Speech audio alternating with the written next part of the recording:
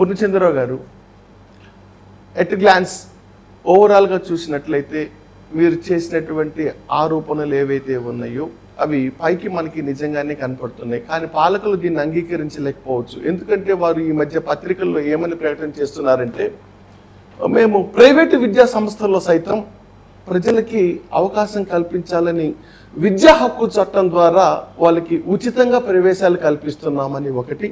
రెండు, అమ్మఒడి లాంటి పథకాలను తీసుకురావటం ద్వారా వాళ్ళ ఫీజుల భారాన్ని తగ్గించి ప్రైవేటు విద్యా సంస్థల విద్యార్థులకి కూడా చేయూతనిస్తున్నామనేటువంటి విషయం ఒకటి.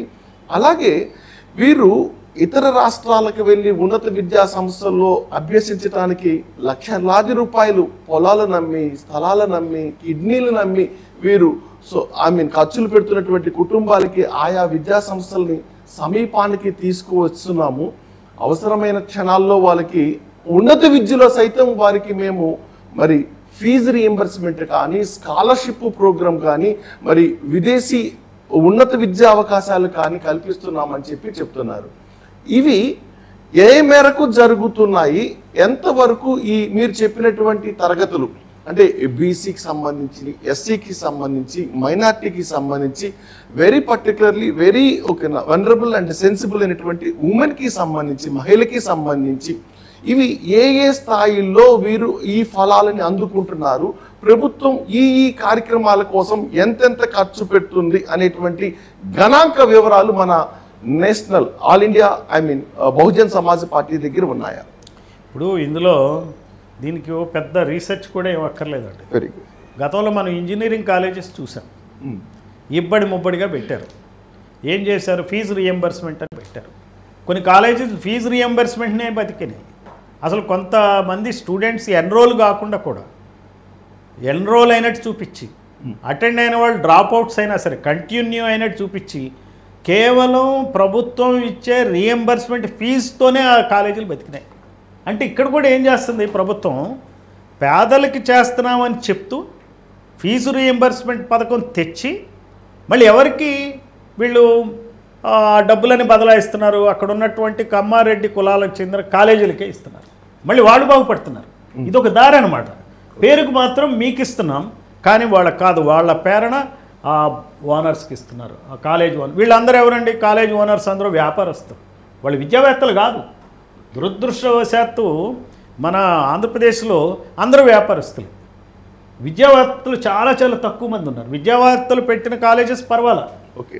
మిగిలిన కాలేజెస్ అన్నీ కూడా వ్యాపారస్తులు పెట్టిన కాలేజెస్. అలా డైవర్షన్ చేయటం తప్పిస్తే నేను అనేది ఏంటంటే, నువ్వు ప్రభుత్వంగా విద్యని వైద్యాన్ని ప్రైవేట్ పరం ఎందుకు చేయాలా?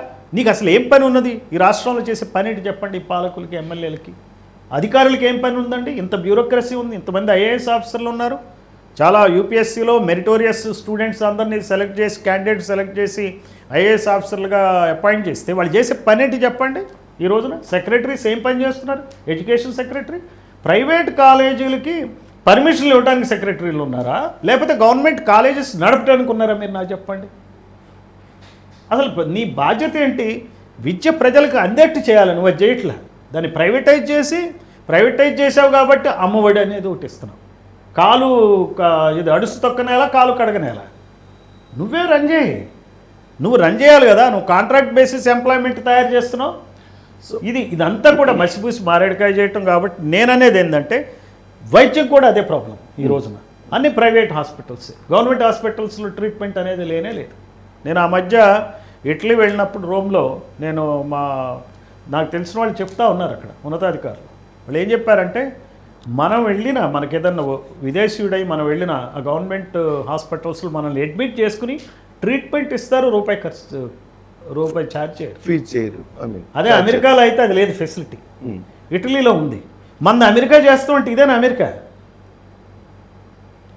నీకు ఇంతమంది డాక్టర్స్, నర్సెస్ ఇబ్బడి ముబ్బడిగా ఉన్నారు. ఇక్కడ మనకు ఆ సంపదకి, జన సంపదకు లోటే లేదు మన దగ్గర. నువ్వు నడపకుండా ప్రైవేట్ వాళ్ళకి ఎందుకు ఇస్తున్నావు? అతను లాభంగా ఎందుకు నడుపుతున్నాడు? నువ్వెందుకు లాభసాటి చేసుకోలేకపోతున్నావు? నాకు చెప్పండి. విద్య కానీ వైద్యం కానీ అతను లాభాలు ఆర్జిస్తున్నప్పుడు నువ్వెందుకు లాభాలు ఆర్జించట్లే? నువ్వే లాభం ఆర్జించి కాలేజీలో ఫెసిలిటీస్ పెంచు. అంటే ప్రభుత్వం వ్యాపార ధోరణితో ఉండకూడదు అనేటువంటి ఒక నినాదాన్ని కట్టుబడిపోయి జనాల దగ్గర వసూలు చేయకూడదేమో అనే తలంపుతో అంటే ఆగిపోతుంది. వాళ్ళ చేత వసూలు చేయించి నువ్వు ఫీ రీఎంబర్స్మెంట్ చేసి నువ్వు నీకు కావాల్సిన కిక్ బ్యాక్స్ తీసుకుని వాళ్ళ దగ్గర నుంచి, ఇప్పుడు నారాయణ చైతన్య సంస్థల నుంచి మామూలు తీసుకోవాలా, లేకపోతే ప్రైవేట్ యూనివర్సిటీ నుంచి మామూలు తీసుకోవాలా, లేకపోతే డిఫరెంట్ కంపెనీస్కి నువ్వు ల్యాండ్ అలాట్ చేసి దానిలో కిక్ బ్యాక్స్ తీసుకోవాలా? అంటే నీకు కిక్ బ్యాక్స్ లంచాలే కావాలా నీకు, అంతేగాని ప్రజలకు నువ్వు సేవ చేయడానికి ఎలక్ట్ కాలా? మరి ఇదే కదండి రాంగ్ మోడల్ ఆఫ్ డెవలప్మెంట్ ఇది. ప్రైవేటైజేషన్ ద్వారా ప్రజల్ని ఇబ్బందులు పెట్టడం.